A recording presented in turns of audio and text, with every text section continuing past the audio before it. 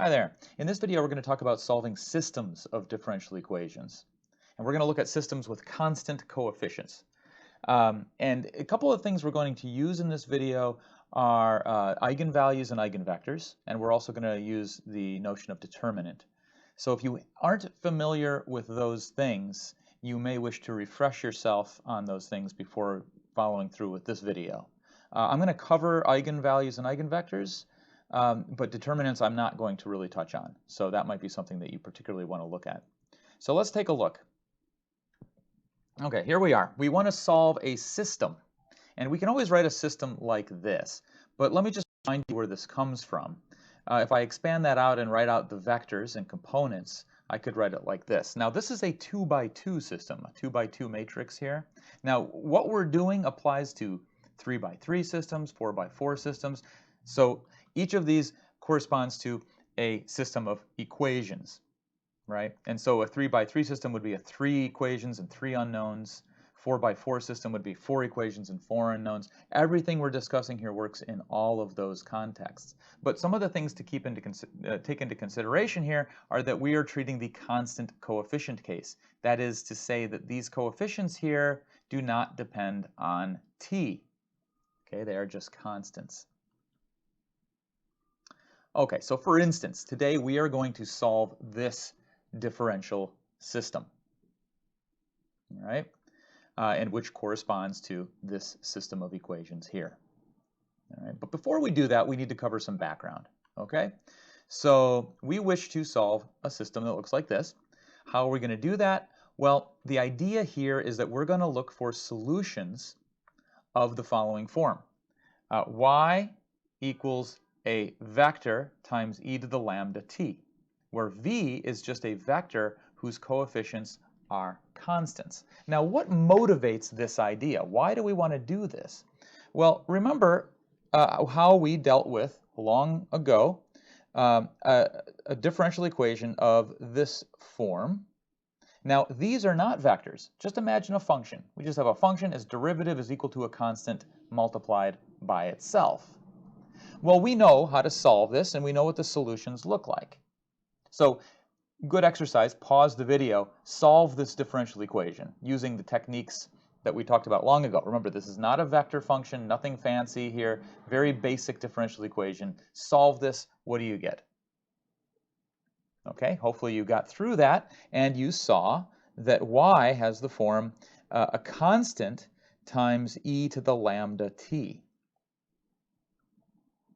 All right, so that's what we're doing here, except we realize that in our case, y is a vector. And so in place of the constant, we're going to put a vector whose components are constants. So that's really all we've done here. We just replaced these with vectors. It's the most natural thing to try, right? So why not give it a shot? Let's see how it goes. So in place of c, I put this constant vector, v. And just to remind you, when I multiply by this is just a scalar. It will come inside the vector. So it's the same as just multiplying each of its components by e to the lambda t. That's the same thing. Okay, so let's see where this leads us. Well, if that's my y, well, I can compute the derivative, right? When I compute the derivative, what happens? Well, this is a constant, so nothing happens there. But when I differentiate e to the lambda t, a lambda comes down. So that's all that happened here. I just brought the lambda down in front. And again, if you want to verify that, just write it out in components, right? And go ahead and do the differentiation component by component, and then put it back together as a vector. You'll see it looks just like this. So this is what we're dealing with. This is what we did, right? So I just substituted my y prime over here, and in place of y, I put this. Okay, now look at what we can do here. We can cancel off the e to the lambda t's, just divide through, which leaves us with this. And this is a rather special equation here. We are looking for non-zero vectors v such that this equation is true. I flipped it around, but it's the same equation. for some constant lambda. Now, why do I say non-zero? Well, of course, 0 is a solution to this. And just like 0 was a solution to the scalar equation here. But that's not really one of interest to us. We want to find the non-zero solutions, the non-trivial solutions. So we're going to be looking for non-zero vectors. Okay, whenever you have a non-zero vector that satisfies this equation, it's called an eigenvector. The lambda associated with an eigenvector is called its eigenvalue. Now, why are these special? What's going on here? Well, look what we have here.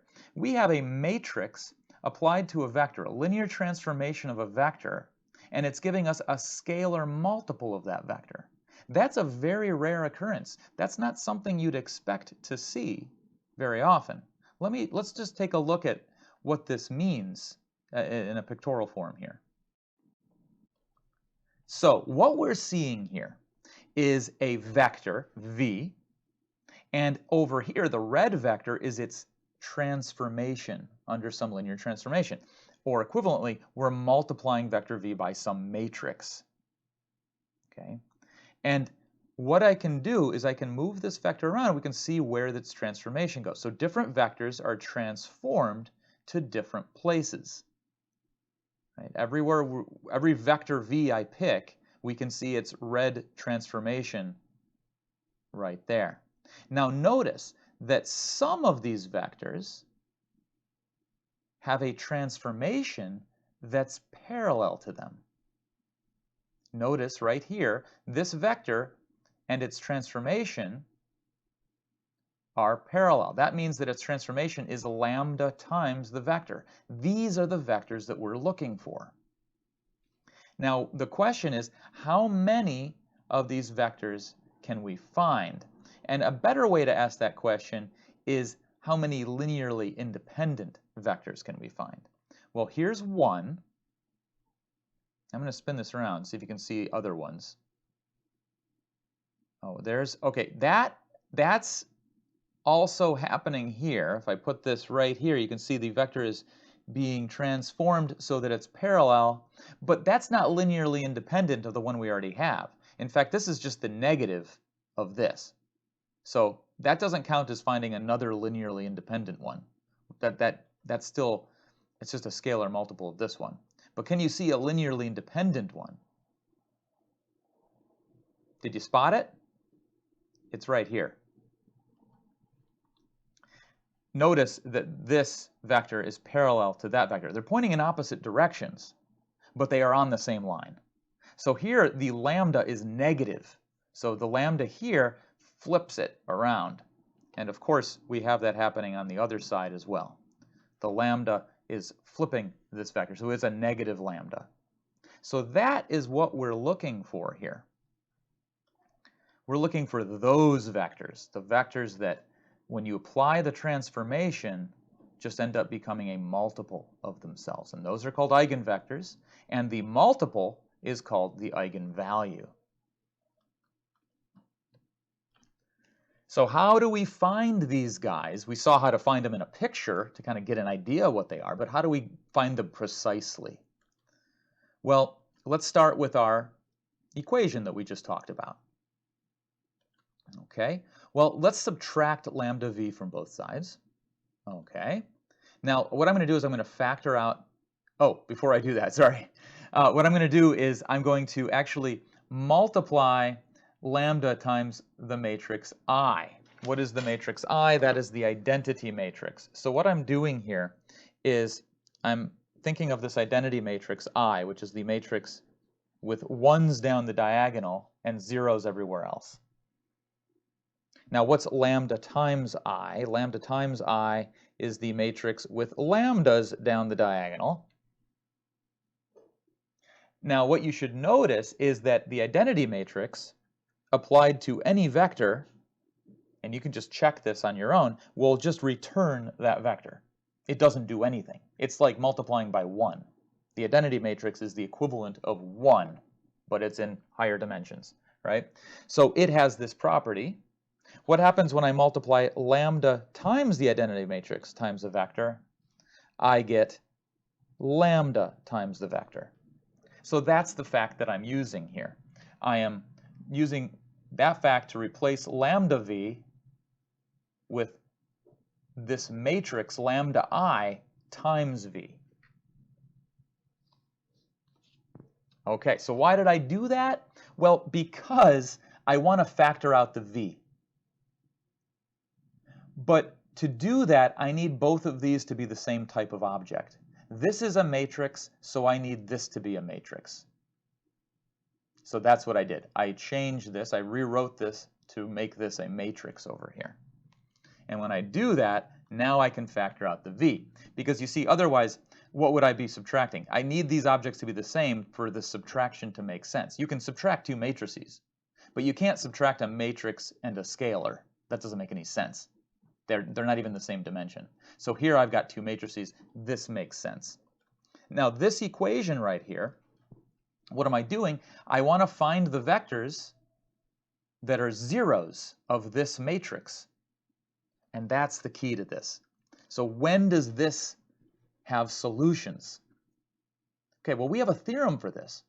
From linear algebra, we know that if you ever want to find non-trivial solutions to a linear equation like this, what you need is you need the determinant of that matrix to be equal to 0.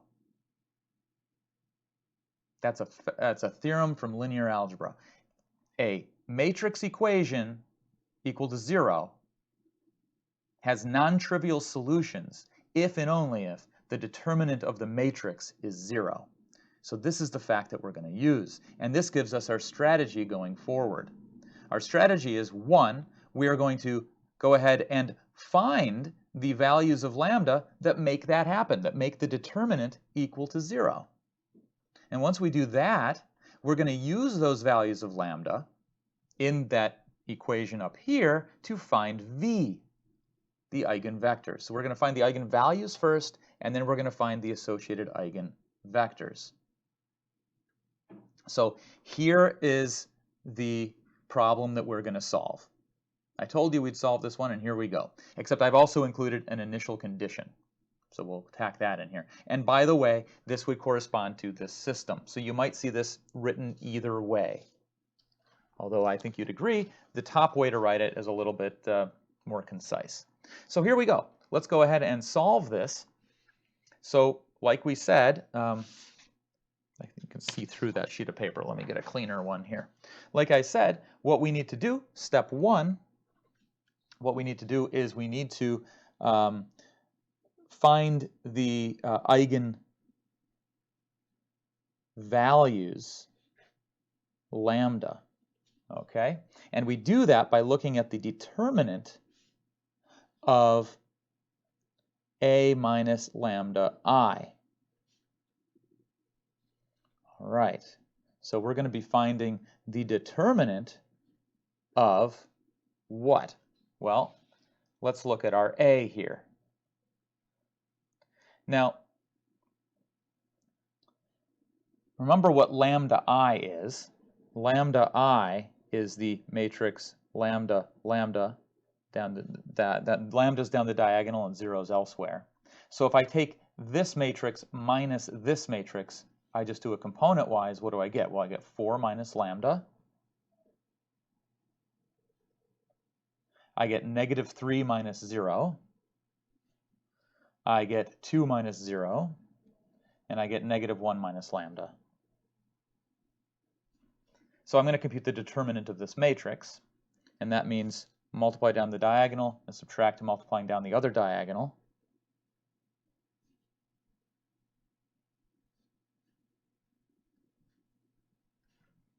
Okay, and what happens there? Well, I get lambda squared minus 3 lambda minus 4 plus 6, so that's plus 2. Okay, so I can factor that. That is lambda minus 2 times lambda minus 1. And remember what we're doing, we're setting this equal to 0. We want to find where this is equal to 0. So there we go, and we see what the solutions are. lambda equals 2 and lambda equals 1. So there we go. That's step 1. We found our eigenvalues. Step 2, find the corresponding eigenvectors.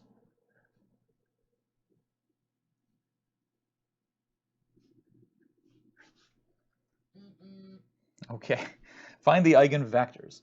So what are those? Those are the solutions to this equation.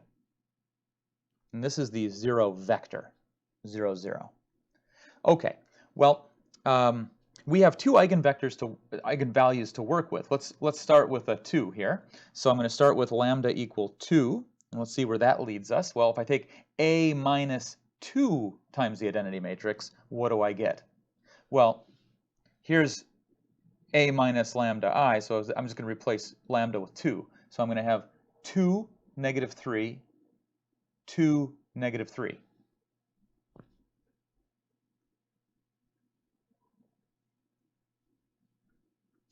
So I'm looking for a vector that makes this true. Well, this is not too easy, it's not too hard to see what that vector is, right? When I do matrix multiplication, I multiply this, I take the dot product of this row here with the vector components, right? So I just need to get a linear combination of these that becomes 0. And I think you can see with a little inspection, do this, pause the video, see if you can figure this out before I do, that V is the vector 3, 2. Now you may have gotten a different one. There's actually an infinite number of vectors that work, okay? Because corresponding to a eigenvalue, anything parallel to this vector is also an eigenvector. And we could see that from the diagram here. That's what we were seeing here. This vector and this, this vector, this vector and that vector, right, are parallel to each other. They're just scalar multiples of each other, so that they would both work. All right, they both have the same eigenvalue. And in fact, any vector parallel to this one, so I could just stretch this out, I could shorten it down, all of those will work and they'll all have the same eigenvalue. So there's actually any vector that points in this direction that's on this line is going to be one that's valid. All right, so they all work just fine. You could have written down any one of those. Okay, so back to where we were here. I picked this one. Now the other lambda was lambda equal 1. Okay, so what we're going to do is we're going to plug that in up here. So I'm going to have 3, negative 3, 2, negative 2.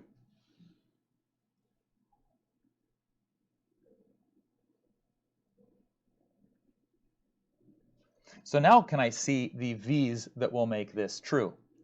Pause the video, see if you can find the vector, or any vector, there's infinitely many again, that will make this true. Okay, did you get it?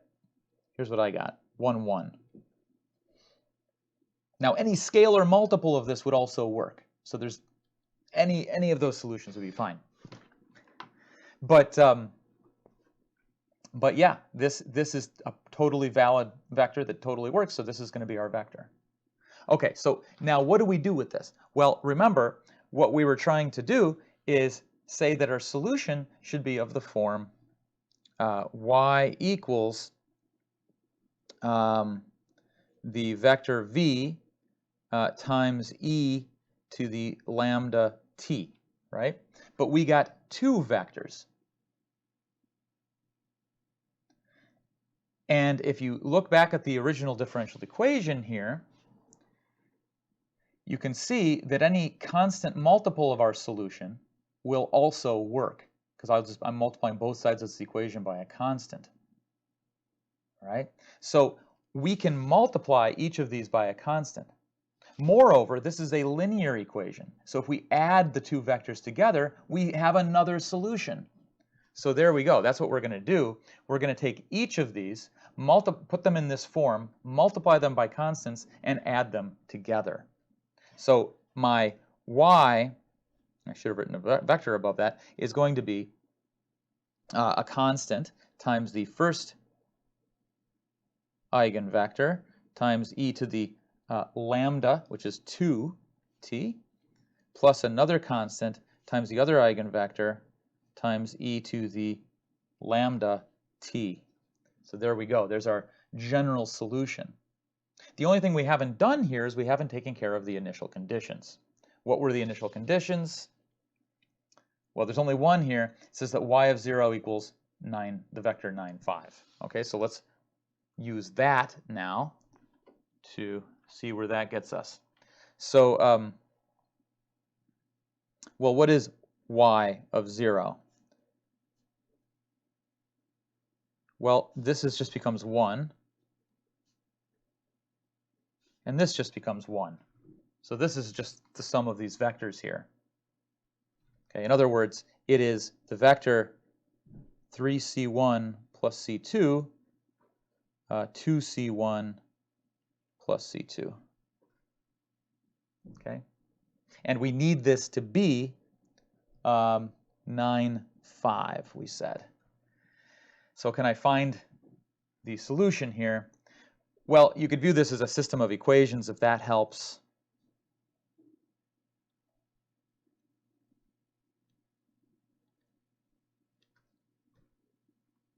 I could subtract the second equation from the first. I think that's pretty clear. That gives us C1 equals 4. I can substitute that into the second equation and solve for C2, and I'm getting C2 equals -3. So there we have it, our final solution here.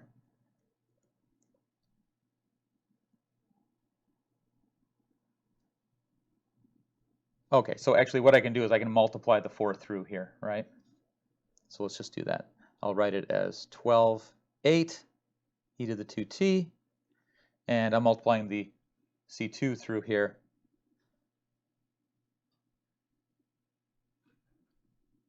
And there's our final solution. All right, so that's it. We solved a linear system, just like we said we would.